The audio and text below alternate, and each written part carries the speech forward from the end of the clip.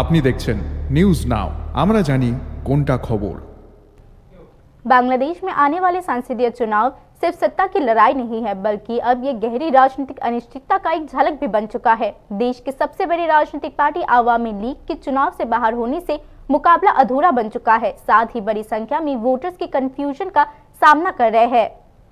बांग्लादेश में आने वाले संसदीय चुनाव के लिए नॉमिनेशन फाइल करने का समय खत्म हो गया है। हालांकि हर सीट के लिए एवरेज 8 उम्मीदवार मैदान में है, लेकिन इस चुनाव की सबसे बड़ी खासियत देश की सबसे बड़ी राजनीतिक पार्टी आवामी लीग का ना होना है। देश और विदेश में अलग अलग जगहों से यूनिट सरकार से अपील की गई थी कि सभी पॉलिटिकल पार्टीज को चुनाव में हिस्सा लेने का मौका मिले, लेकिन वह अपील पूरी नहीं हुई। हालांकि आवामी लीग पर पूरी तरीके से बैन नहीं लगाया गया है, लेकिन यूनिस की लीडरशिप वाली केयरटेकर सरकार ने पार्टी के सभी पॉलिटिकल प्रोग्राम्स पर बैन लगा दिया है। इस वजह से आवामी लीग असल में चुनावी मुकाबले से बाहर हो गई है। इसके अलावा एक दो और पॉलिटिकल पार्टीज ने इस आधार पर वोट का बॉयकॉट करने का फैसला किया है। बांग्लादेशी वोटर्स की मेंटल कंडीशन इस मामले में ज्यादा जरूरी हो गई है। না এটা কিসের ভোট আপনি বলেন না, জনগণের যেখানে সাপোর্ট নাই সেখানে এটা কিসের ভোট? এখন আমি বলে গেলাম এটা না করছি, এখন আমার জানি নিরাপত্তা কি এখানে, এখন তো সেটাই হচ্ছে। এটাকে কোন এলাকার ভোটার? আমি নোয়াখালী ভোটার। নোয়াখালী যাবেন ভোট দিতে? না, প্রশ্নে আসুন, এটা কিছু আমরা তো এটা প্রত্যাখ্যান করছি, জাতি এটা প্রত্যাখ্যান করছে। কে করছে বলেন? কে আছে প্রতিদ্বন্দ্বী এখানে? বিরোধী দলের মধ্যে কে আছে? সকল বিরোধী দল দেখেন আপনি, কে আছে? কে এরা কারা দেখেন আপনি দেখেন, আমরা তো জানি না। আপনি জাতি জনগণে নাই, আপনি 100 লোকের জিজ্ঞেস 100 লোক একজন যদি বলে চ্যালেঞ্জ করলাম আমি, বলেন তার মানে আপনি বলতে চাচ্ছেন যে ভোট এই ভোট সুস্থ নয়, এই ভোটের প্রত্যাখ্যান, এই ভোটকে সাধারণ নির্বাচনে কেউ মেনে নেবে না, কেউ মেনে নিচ্ছে না, আমরা নিই নাই এবং বাকি দেখবেন আপনি কেউ মেনে নেয়নি।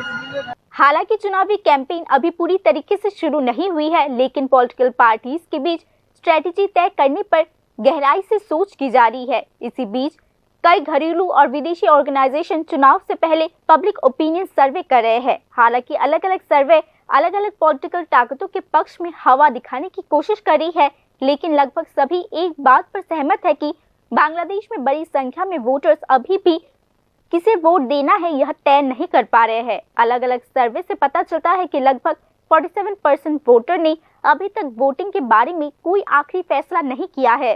कुछ ने कहा कि उन्होंने अभी तक इस मुद्दे पर नहीं सोचा है। दूसरों का कहना है कि पोलिंग स्टेशन जाने से पहले आखिरी मिनट पर उनका फैसला बदल सकता है। আগে স্বাধীনে ভালো আসলে এই স্বাধীনে ভালো নাই, মনে করছিলাম কলেজের ছাত্ররা বাংলাদেশ স্বাধীন করলো, আগে স্বাধীনে ভালো আছে, এখন স্বাধীনে ভালো হয় নাই। আগে এখন কাপড় কিনছে 300 টাকা, এখন কাপড় কিনতে গেলে 500 টাকা দাম, তাছাড়া কাপড় দেয় না কেউ। গাড়ি ভাড়া কয় কি 15 টাকা, সে গাড়ি ভাড়া 20 টাকাই না, গাড়ি ভাড়া 15 টাকা কমে নাই। अगर किसी चुनाव में लगभग आधे वोटर्स तय न कर पाने की स्थिति में है तो यह सोच मुश्किल है कि उस चुनाव के नतीजे साफ तौर पर किसी एक पार्टी के पक्ष में जाएंगे। पॉलिटिकल एनालिस्ट का मानना है कि दुनिया के कई हिस्सों में ऐसी स्थितियों में हंग पार्लियामेंट और मिलीजुली सरकारें बनने के उदाहरण मिले हैं। ये सरकारें आम तौर पर लंबे समय तक नहीं चलती।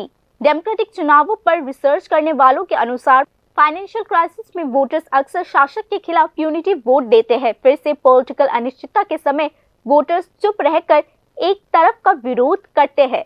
बांग्लादेश के मौजूदा हालात में एक राय यह है कि इन बेपरवाही और फैसला ना कर पाने वाले वोटर्स का एक बड़ा हिस्सा आवामी लीग का सपोर्टर है। हालांकि पार्टी को एक गिरी हुई पॉलिटिकल ताकत के तौर पर पहचाना गया है, लेकिन उनका सपोर्ट बेस पूरी तरीके से खत्म नहीं हुआ है। पार्टी के वोटर्स यह तय नहीं कर पा रहे हैं कि किस तरफ जाए और क्यों आवामी लीग चुनाव में नहीं है। एक कदम और आगे बढ़ते हुए कुछ लोगों का दावा है कि आवामी लीग की secret political strategy floating voters की संख्या बढ़ाना है। अगर इसका नतीजा हंग पार्लियामेंट और अस्थिर सरकार होती है तो पॉलिटिकल संकट लंबे समय तक चलेगी और आवामी लीग उस संकट के मौके पर ही फिर से सिर उठा पाएगी।